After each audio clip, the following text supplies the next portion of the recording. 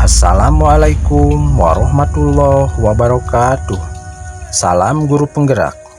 Pada kesempatan kali ini, saya AFC Pulo, calon guru penggerak angkatan 9 dari Kabupaten Tasikmalaya, unit kerja SDN Dedel Kecamatan Teraju, akan memaparkan kesimpulan dan refleksi pemikiran Ki Hajar Dewantara pada tugas koneksi antar materi modul 1.1.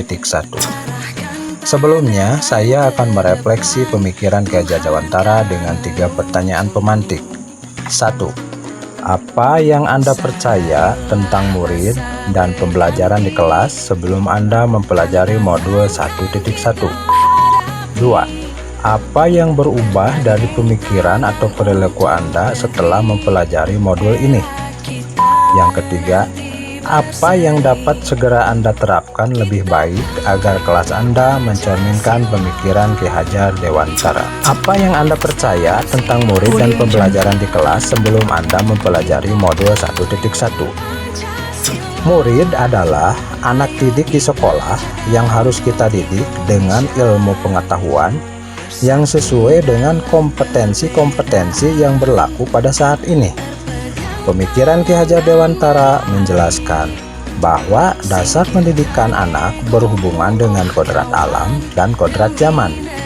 Kodrat alam berkaitan dengan sifat dan bentuk lingkungan di mana anak berada, sedangkan kodrat zaman berkaitan dengan isi dan irama. Kedua kodrat itu berkaitan dengan nilai-nilai dan sifat-sifat kemanusiaan peserta didik. Ki Hajar Dewantara mengingatkan bahwa pendidikan anak sejatinya melihat kodrat diri anak dengan selalu berhubungan dengan kodrat zaman. Bila melihat dari kodrat zaman, pendidikan global menekankan pada kemampuan anak untuk bisa memilih keterampilan abad 21 dengan melihat kodrat anak Indonesia sesungguhnya. Pengaruh dari luar tetap harus disaring dengan tetap mengutamakan kearifan lokal budaya Indonesia. Oleh sebab itu, isi dan irama yang dimaksudkan oleh Ki Hajar Dewantara menegaskan juga bahwa didiklah anak-anak dengan cara yang sesuai dengan tuntutan alam dan zamannya sendiri. Apa yang berubah dari pemikiran atau perilaku Anda setelah mempelajari modul ini?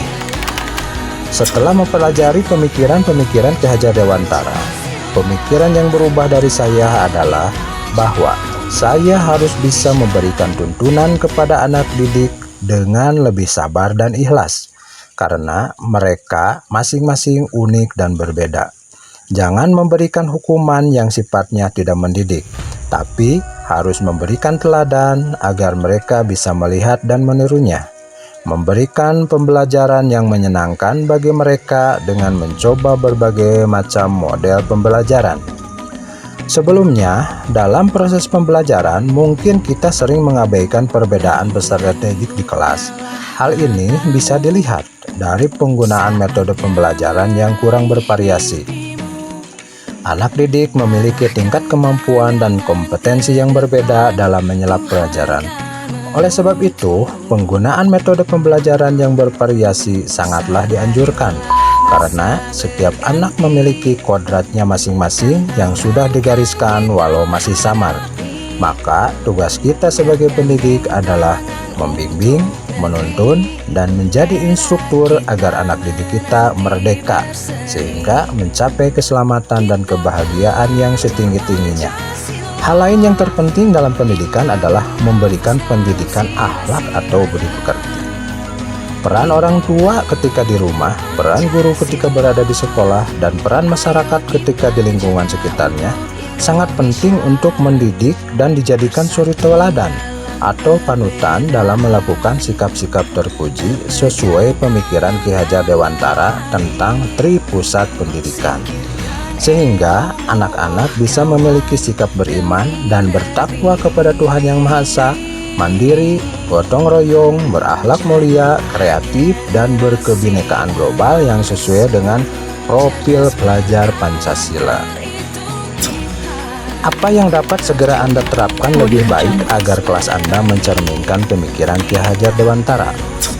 Hal terpenting yang harus segera dilakukan seorang guru adalah menghormati dan memperlakukan anak dengan sebaik-baiknya, sesuai dengan kodratnya.